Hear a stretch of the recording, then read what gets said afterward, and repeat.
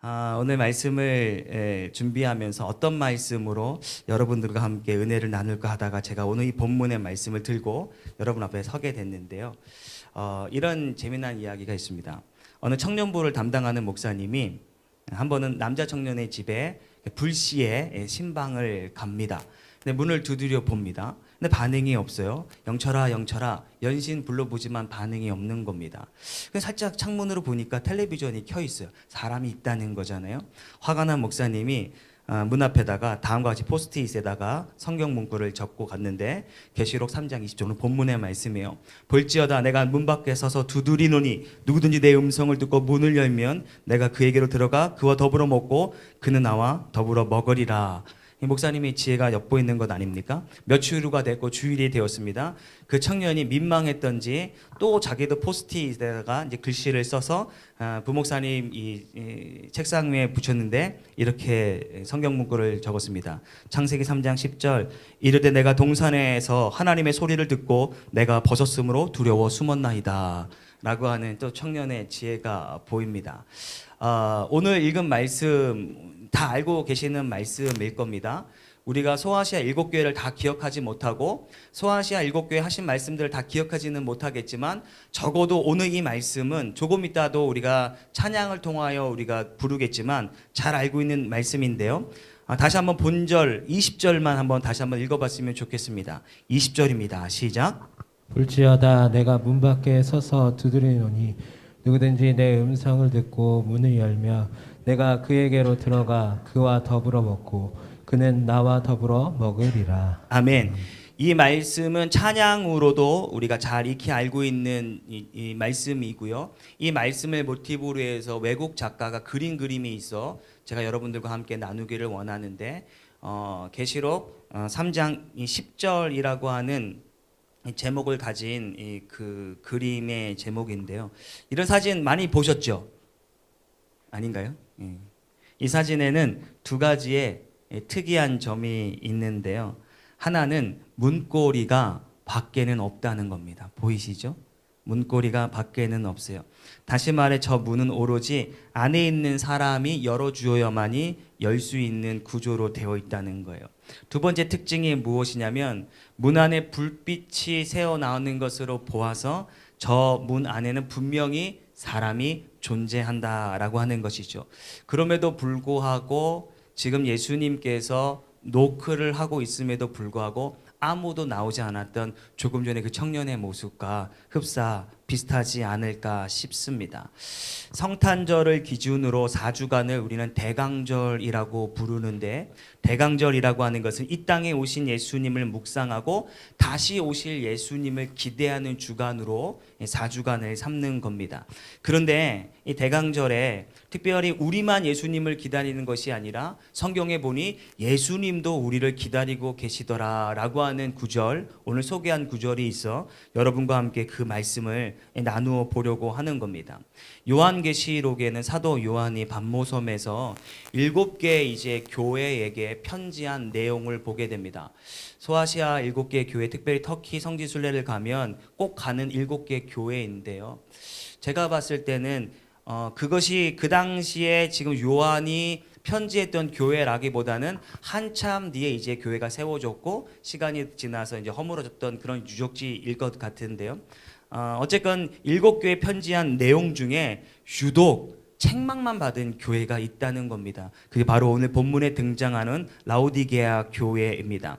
라오디게아는 어디에 있냐면 터키 그 당시 소아시아 이 내륙의 중심에 자리하고 있습니다. 그리고 바다로 나아가려면 에베소로 나아가야 되는데 에베소로 가려면 반드시 이 라오디게아 지역을 지나가야만 된다라고 하는 것이죠.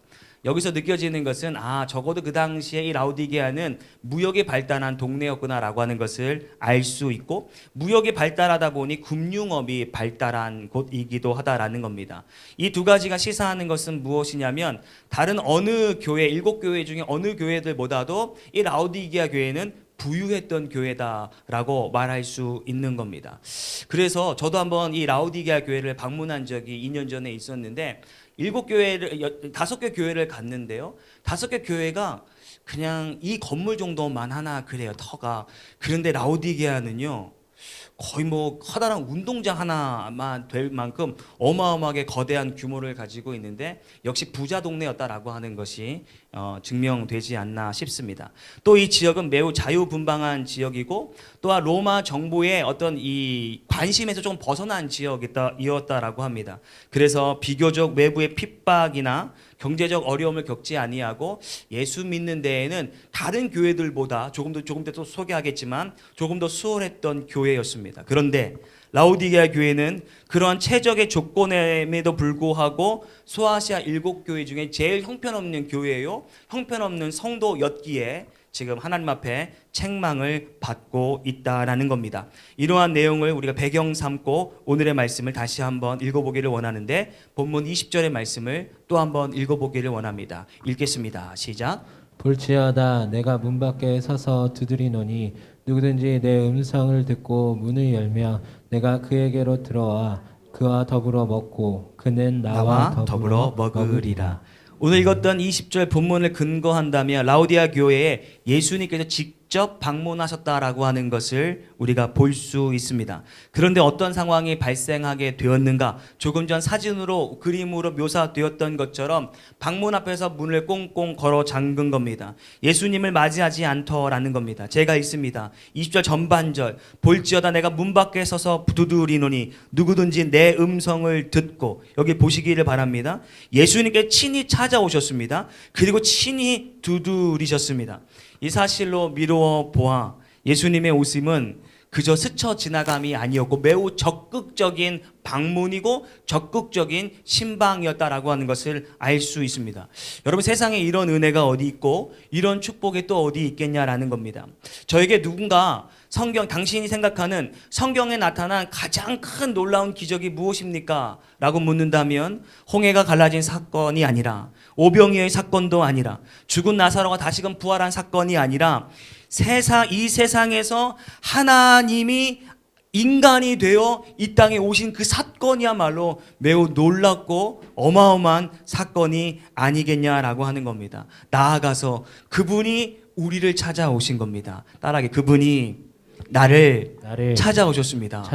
성경 어디를 봐도 모든 것들이 다 기적적인 사건이지만 주님이 나를 찾아왔다라고 하는 것만큼 또한 기적이 어디 있겠냐라고 하는 겁니다. 이는 매우 경사스러운 일입니다. 라오디게아 교회도 성령님이 방문하셨습니다. 그러나 그분의 방문을 그들은 거부했다라고 하는 것이죠. 이 사람들 왜 그랬을까? 도대체 무슨 일이 있었기 때문에 무슨 상황이었기 때문에 그토록 예수님이 찾아왔음에도 불구하고 강팍하리만큼 예수님을 거부한 것일까? 오늘 그 내용을 한번 살펴보기를 원하는데 15절의 말씀을 통해 확인하기를 원합니다. 15절입니다. 시작. 내가 내 행위를 아노니 내가 차지도 아니하고 뜨겁지도 아니하도다. 내가 차든지 뜨겁든지 하기를 원하노라. 무엇이 라오디게아 교회에 방문한 예수님을 문전박대했는가? 첫 번째는 차지도 덥지도 않은 미적지근한 신앙이었다라는 말입니다. 무슨 말이냐면 라오디게아 성도들의 신앙의 상태는 매우 미지근한, 주님을 적극적으로 사랑하는 것 같지도 않은, 그렇다고도 싫어하는 것 같지도 않은, 주님을 사랑하는 것 같지만 또 한편으로 보면 세상을 사랑하는 것 같은 그런 여러 가지들이 교차하고 있었다라고 하는 것입니다. 이 책망의 내용을 보면 다른 여타 교회들의 책망과는 다르다라고 하는 것을 볼 수 있는데, 즉 7개 교회 중에 유일하게 책망을 받은 교회가 이곳이라고 했습니다. 그런데 에베소 교회도 책망을 받았는데요. 내용을 한번 살펴보기를 원합니다. 2장 4절의 말씀입니다. 시작. 그러나 너를 책망할 것이 있나니 너의 처음 사랑을 버렸느니라. 에베소의 책망의 제목이 무엇이었냐면 첫사랑을 버렸다라고 하는 것이었습니다. 읽지는 않겠지만 버가모 교회는 너희가 우상을 숭배했다라고 책망을 받게 되었고, 사대교회는 너희가 예배하는 것 같지만 그 예배가 매우 형식적이다라고 하는 것으로 책망을 받았습니다. 그런데 지금 이 라오디게아 교회는 어떤 것을 책망을 받냐면 뜨뜻미지근하다라고 하는 것으로 책망을 받게 되는 겁니다. 여기서 한 가지 얻게 되는 교훈이 있는데 하나님 우리의 신앙의 행위에도 관심이 있지만 더욱이 관심 갖고 보는 것은 우리의 마음이다라고 하는 이 부분입니다. 누가 예수님을 만나는 것이냐? 예수님을 만나고자 하는 마음이 있는 사람이 예수님을 만나게 되는 줄 믿습니다. 그런데 이들의 마음이 미적지근 만나고 싶기도 하고 혹은 아닌 것 같기도 하고 예수님을 만나고 싶은 것 같기도 하고 혹은 세상의 향락을 만나고 싶어하는 이런 마음이 교차되었기 때문에 그들 마음가운데 예수님이 신방할 수가 없었다라고 하는 것입니다. 라우디아 교인들은 마음이 없었다라는 말이죠. 여기서 차다라고 하는 이 헬라어의 원어적 의미가 무엇이냐면 전혀 복음을 받아들일 준비의 상태가 되지 않았다라고 하는 겁니다. 하나님을 무시하고 하나님을 대적하는 상태에 있었다라고 이 차다의 의미로 해석할 수 있습니다. 반대로 뜨겁다라고 하는 것은 무엇이냐면 주님을 향한 열정으로 매우 뜨겁다라고 하는 의미로 우리가 해석할 수 있는데 라우디게아 성도들은 뜨겁지도 차지도 완전히 세속적이지도 아니하고 완전히 영적으로 어정쩡한 상태에 있었다라고 하는 것을 말하게 되는 것이죠. 주님에게로만 불타올라야 하는 우리의 영적인 온도가 나뉘게 되었다라고 하는 겁니다. 이 무슨 심보일까? 왜 이러한 마음들이 그들 가운데 있었을까? 그 이유는 세상의 향락을 누리면서 아울러 천국에 가고자 하는 마음도 그들에게 있었기 때문이 아닐까 싶습니다. 그렇습니다. 그들이 살고 있었던 도시에는 하나님 앞에 집중하지 못하도록 하는 여러 가지 볼거리들이 많았고 즐길 거리들이 많았습니다. 물론 지금은 그렇진 않습니다. 지금은 시골도 그런 시골이 없을 만큼 그냥 사람들이 인적이 드문 곳이 되었는데 적어도 지금 요한이 편지를 쓰고 있었을 당시에 이 라우디게아는 엄청나게 번화한 곳이었고 엄청나게 유흥이 아주 그냥 성행했던 곳이었다라는 겁니다. 실제로 라우디게아 인근에는 파무칼레라고 하는 관광지가 있습니다. 고대 관광지였는데 고대에도 관광지였고 지금도 관광지가 됩니다. 로마사에서 중요시 여기는 한 황제가 있는데 로마의 16번째 황제 안토니우스입니다. 이 안토니우스에게는 세계를 놀라게 할 만한 아내가 있었는데 바로 이집트에서 온 클레오파트라입니다. 이 두 사람이 결혼을 했습니다. 결혼을 하면 요즘도 그렇지만 결혼하면 제일 먼저 생각하는 게 어디입니까? 우리 어디로 신혼여행을 갈지라고 하는 건 아닙니까? 내 인생에 한 번밖에 없는 여행지인데 뭐 괌으로 가기도 하고 뭐 좋은 데 가기도 하잖아요. 그 당시에 클레오파트라와 안토니우스와 결혼하고 제일 먼저 신혼여행지로 간 곳이 바로 이 라우디게아 바로 옆에 있는 파무칼레라고 하는 그 장소였다라고 하는 겁니다. 황제도 즐길 수 있을 만한 것들이 많았던 동네가 바로 이 라우디게아 교회였다라고 하는 것이죠. 그만큼 볼거리들도 많고 그만큼 눈을 휘둥그리 할 만큼 것들이 그 당시에 그곳에 있었기 때문에 성도가 라우디게아 성도들이 현혹이 되어 신앙에 집중하지 못했더라라고 하는 겁니다. 오늘 이 시간 이 말씀을 대하면서 우리는 우리의 마음을 한번 점검해 보아야 합니다. 누구보다도 지금 여러분들의 마음은 여러분들이 더 잘 아시기 때문입니다. 오늘 우리가 이 자리에 마치 우리가 찾아온 것 같지만 실제는 우리가 찾아온 것이 아니라 주님이 우리를 신방하여 주시는 시간이 되는 줄 믿습니다. 과연 나는 지금 주님이 우리에게 들어오시기 위하여 문을 두드리실 때 과연 열고자 하는 마음의 준비가 되어 있는지 우리 스스로를 돌아보고 언제라도 주님이 우리에게 신방하실 때 문 활짝 열어드려 그분을 영접할 수 있는 저와 여러분이 되기를 주의 이름으로 축원합니다. 로마서 12장 1절의 말씀도 한번 읽어보기를 원합니다. 읽겠습니다. 시작. 심으로 너희를 권하노니 너희 몸을 하나님이 기뻐하시는 거룩한 산 제물로 드리라. 이는 너희가 드릴 영적 예배니라. 이 말씀은 바울이 당시에 성도들에게 이제 보냈던 편지의 내용입니다. 영적 예배를 드리지 못했기 때문에 저와 같이 편지를 썼지 않을까 싶은데요. 무엇이 영적 예배의 기준이다라고 말하고 있습니까? 무엇이 주님이 받으실 만한 예배가 되냐? 따라해 주십시오. 너희 몸을 이 몸을 하나님이 기뻐하시는 하나님이 기뻐하시는 거룩한 산 제사로 드려라. 거룩한 산 제사로 거룩한 드리라. 산 제물로 드리는 거예요. 우리의 몸을 거룩한 산 제물로 드릴 때 그것을 성경은 영적 예배다라고 하는 겁니다. 우리의 몸을 거룩한 산 제사로 드리는 것은 무슨 말을 의미하냐면 예배할 때 나 자신을 죽이는 겁니다. 예배할 때 나를 쳐 복종함이 있어야 되는 겁니다. 예배할 때 나의 생각을 온전히 주님에게로만 집중하는 겁니다. 그것이 온전한 예배인 것이죠. 어떤 여전도의 회장이 있었는데요. 여전도에 이제 헌신 예배라는 회장이 사회를 보지 않습니까? 이 회장의 늘 관심사는 아파트를 사고 팔고 이윤을 남기는 일이었나 봅니다. 어느 날은 어느 동네 어느 아파트 107동 몇 호를 이제 계약 직전까지 있었는데 아직 이 집주인이 반응이 없었던 겁니다. 자꾸 그 107동을 사야 되는데 107동을 사야 되는데 라고 하면서 사회석에 올라간 거 아닙니까? 찬송가 107장을 불러야 되는데 우리 다 같이 찬송가 107동 찬양하시겠습니다 라고 했다라는 겁니다. 우리의 머릿속에 무엇이 있느냐에 따라서 예배의 태도가 바뀌게 되어지는 것 아니겠냐라는 것입니다. 거룩한 산 제물로 드린다라고 하는 그러한 마음을 가지고 예배할 수 있는 우리 모두가 되었으면 좋겠습니다. 오늘 이 시간 주님이 찾아오리를 노크합니다. 제게도 노크하고 여러분들에게 노크하죠. 설교자 입술을 통하여 여러분의 마음에 노크를 하는 겁니다. 성령의 조명하심으로 여러분의 영혼을 깨우기를 원하십니다. 거룩한 예배를 통하여 내리워 주시는 성령의 충만함 혹은 성령의 뜨거움으로 우리의 영혼을 데우시기를 원한다라는 겁니다. 주님은요 차지도 뜨겁지도 아니하는 이 미적지근한 신앙의 상태를 원하지 않기 때문에 불로 여러분들을 신방할 때 그것을 받고 뜨거워짐이 나타나게 되기를 주의 이름으로 축원합니다. 두 번째, 무엇이 그들로 하여금 저렇게 예수님이 그토록 방문하자고 했는데 문을 열지 않았던 것인가? 17절의 말씀에 힌트가 있습니다. 본문 17절입니다. 읽겠습니다. 시작. 내가 말하기를 나는 부자라 부요하여 부족한 것이 없다 하나 내 공고한 것과 가련한 것과 가난한 것과 눈먼 것과 벌거벗은 것을 알지 못하는도다. 아멘. 제가 이 말씀을 읽는데 야, 얼마를 가져야 나는 부자요. 얼마가 있어야 나는 좀 넉넉하게 삽니다. 라고 말할 수 있을까?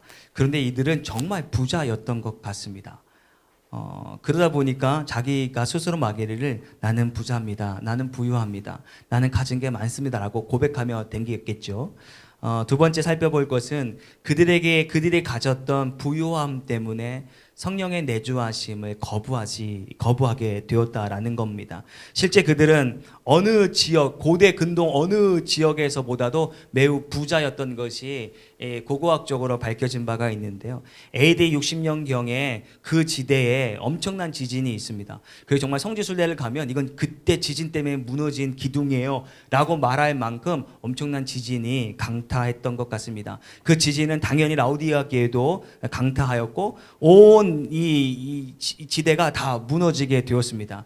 그래도 뭔가 황제에게 있어서는 관심이 있는 도시가 아니겠습니까? 그래서 긴급 재정을 투여해서 그 도시를 재건하려고 했는데 이 라우디게아 지역의 사람들은 우리 그거 필요 없습니다. 우리가 가진 걸로 충분히 할 수 있습니다. 내 집을 재건하겠다라고 하는 그 정도의 부가 아니라 우리 무너진 도시를 우리는 충분히 재건할 수 있습니다라고 자신들이 가진 이 부를 자랑했다라고 하는 겁니다. 이렇게 부유한 지역에 위치했던 교회여서 그럴까? 예수님의 진단은 그들이 부유했기 때문이다. 부유함으로 정신을 빼앗긴 나머지 문 밖에 서서 두드리시는 예수님을 영접하지 못하더라라는 겁니다. 많은 분들이 목회자에게 기도 요청을 하는 모습을 보면 연초의 모습을 보면 내용들이 뭐 여러 가지이지만 대부분 한 7, 80%는 결국은 물질의 축복을 받았으면 좋겠다라고 하는 부분으로 귀결되는 것을 볼 수 있습니다. 근데 과연 물질의 축복이 성도에게 순영향을 미칠까? 한 형편이 어려운 집사님이 매일마다 하나님 저 힘들어요. 저희 가정이 어려워요. 라고 하면서 새벽에마다 부르짖고 기도합니다. 목사님도 그의 가정을 위해서 기도했습니다. 어느 날은 아주 조그만 식당을 오픈할 수 있게 되었습니다. 목사님을 모시고 이제 개업 예배를 드리게 된 겁니다. 하나님 이 가정을 축복하시고 이 기업을 축복하셔서 놀라운 역사가 나타나게 해주십시오. 정말 시간이 지나서 손님들도 소문이 나게 되었고 하루의 매출이 기대 이상으로 나오게 되었습니다. 가게는 점점점 바빠지게 되었고 종업원도 늘게 되었습니다. 근데 너무나도 바쁜 나머지 주일에도 일할 수밖에 없는 상황이 놓이게 된 겁니다. 충분히 이해는 됩니다. 왜냐하면 주말에는 아르바이트가 와야 되는데 이따금씩 아르바이트 친구들이 오지 않으면 자신이 그것을 때워야 하기 때문에 충분히 이해는 될 수 있지만 목사님이 한 번, 두 번 계속 빠지는 모습을 보고 신방을 갔습니다. 그리고 기도합니다. 주님, 이 가게에 복 주시니 감사합니다. 앞으로는 장사가 조금 덜 되게 해주십시오. 덜 바쁘게 하시고 손님도 덜 오게 하셔서 바쁜 것으로 인하여 주님 앞에 나아가는 것이 부족함 없도록 해주십시오라고 했더니 지사님이 기도 중에 목사님 아닙니다. 잘못했습니다. 제가 잘못했습니다. 라고 하면서 뉘우쳤다라고 하는 것 아니겠습니까? 과연 성도에게 물질이 과연 온전한 복이 될 수 있는가? 그 물질을 온전하게 잘 사용하고 하나님 영광 되는데 잘 사용하게 된다면 문제 없겠지만 그 물질 때문에 라오디게어 성도와 같이 하나님 두드리시는 것도 알아채지 못한다라고 한다면 그 물질은 복이 아니라 저주의 대상이 되어진다라고 하는 것입니다.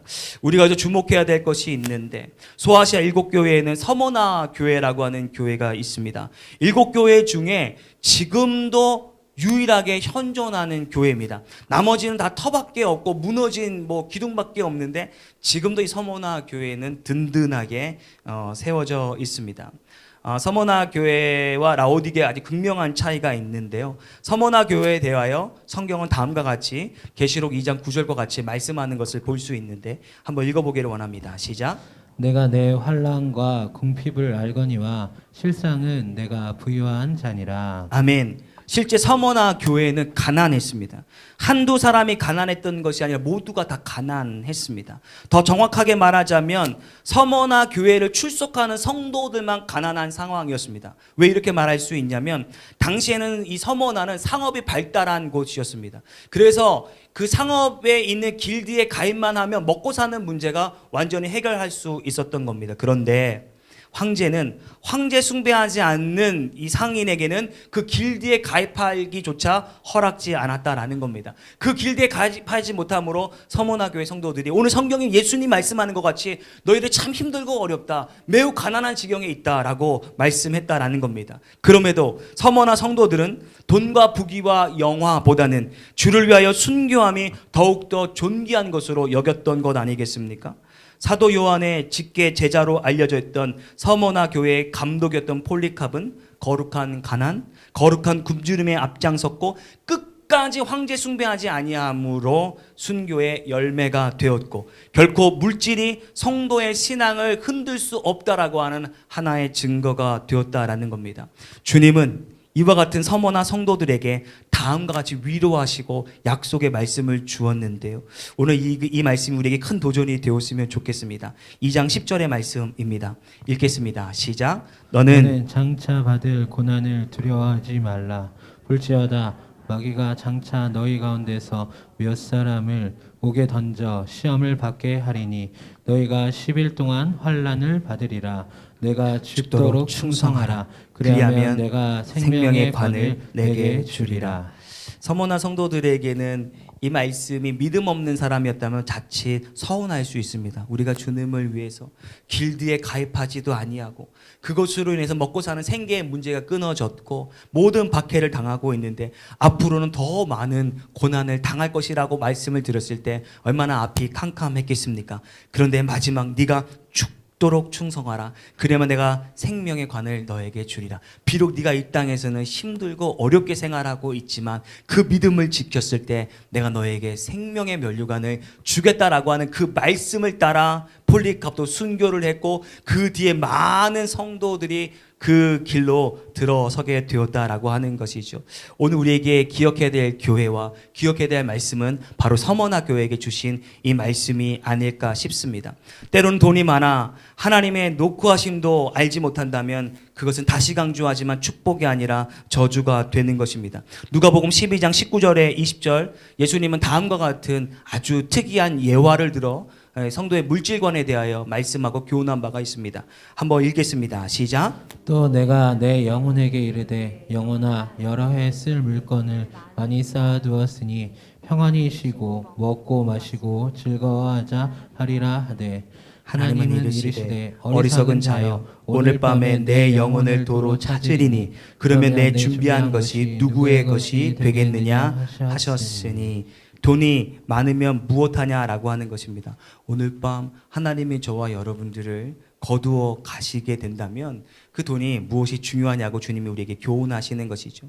이미 돈으로 인하여 우리의 영혼의 귀는 무너질 대로 무너져 그 음성조차 들을 수 없는 상태에 이르게 된다면, 그래서 영원한 형벌을 받게 된다면 오늘 총장의 잔고가 무슨 소용이 있겠냐, 나는 부자요라고 하는 것이 무슨 소용이 있겠냐라는 사실입니다. 사랑하는 성도 여러분, 부자가 천국에 들어가는 것이 약대가 바늘기에 들어가는 것보다 어렵다라고 합니다.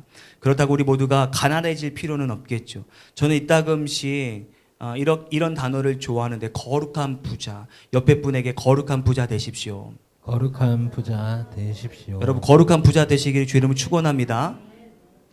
아멘 소리 굉장히 큽니다. 다들 부자 되기를 원하시는 거죠. 부디 가난하여지기보다는 거룩한 부자가 되어서 향기로운 재물이 하나님 앞에 아름답게 쓰여지는, 여러분들을 통하여 아름답게 쓰여지는 그런 거룩한 부자 되기를 주님의 이름으로 축원합니다. 끝으로 19절의 말씀을 읽고 마칠까 합니다. 본문 19절입니다. 읽겠습니다. 시작. 무릇 사랑하는 자를 책망하여 징계하노니 그러므로 내가 열심을 내라 회개하라. 이렇게 책망받았던 라오디게 교회였지만 그럼에도 불구하고 사랑의 마음을 담아서 이제 마지막 말씀을 하고 있는 겁니다. 여기 사랑하는 자라고 하는 것은 당연히 라오디게 혹은 교인들을 향한 것이죠. 어찌 보면 이상할 수 있습니다. 막 책망을 하고 있는데 사랑하는 자라고 말하는 것이 어울리지 않을 수 있는데, 그러나 결코 이것이 이상하지 않는 것은 주님은 한 번 택한 성도를 결코 버리시거나 포기하는 일이 없기 때문입니다. 그렇습니다. 주님은 성도들이 죄악 중에 있다 할지라도 마지막까지 그들이 주님의 품으로 돌아오도록 계속적으로 메시지를 보내시는 분이 저와 여러분의 하나님이시죠. 그러니 오늘 본문에 같이 회개해야 되는 줄 믿습니다. 뜨뜻미지근했던 내 신앙을 회개하고 돈과 성공을 위하여 달려갔던 내 신앙을 하나님 앞에 회개하는 것이 지난날의 모습을 회개하는 것이죠. 본문 끝절에는 귀 있는 자는 성령이 교회들에게 하시는 말씀을 들을지어다. 오늘 이 회개의 촉구가 들리신다면 여전히 주님의 사랑을 지금 받고 있는 나이니 늦지 않도록 주님의 말씀에 순종하고 회개하고 마음의 문을 활짝 열어 뜨거움에 동참할 수 있는 저와 여러분이 되기를 주의 이름으로 축원합니다. 이제 말씀을 정리하겠습니다. 오늘 예수님께서 우리의 문 밖에서 노크하고 계시다는 겁니다. 어떤 이에게는 처음 노크하시고 또 어떤 이에게는 이제 이것이 마지막 노크가 될 수 있을 겁니다. 부디 귀 있는 자가 되어서 주님의 음성, 주님의 노크를 꼭 듣고 살아갈 수 있게 되기를 소망합니다. 이 편지는 라오디게아 교회에게 보낸 편지이기도 하지만 오늘 저에게 보내는 경고의 편지이기도 하고 여러분들에게 보내는 경고의 편지이기도 합니다. 사람들은 그를 성도라고 불러줬습니다. 그들은 매주 주일이면 예배한 자들 아니겠습니까? 예배의 빈자리를 빼곡히 메웠던 자들. 그럼에도 불구하고 책망받은 것은 그들의 마음이 뜨뜻미지근했기 때문입니다. 오늘 우리는 이 시간에 예배할 것이고 다음 주 정해진 이 시간 또 예배할 것입니다. 어떠한 마음으로 다음 주에 예배를 기대하시겠습니까? 그저 형식적으로 그냥 주일이 되었으니 예배는 드려야겠으니 예배하는 자가 되는 것이 아니라 정말 뜨거운 마음으로 한 주간 내게 주셨던 그 은혜를 묵상할 때 정말 하나님 앞에 뜨겁게 예배하고자 하는 그런 마음으로 예배할 수 있는 그런 예배가 여러분의 예배가 되고 그런 예배의 처소가 되기를 주의 이름으로 축원합니다. 아멘.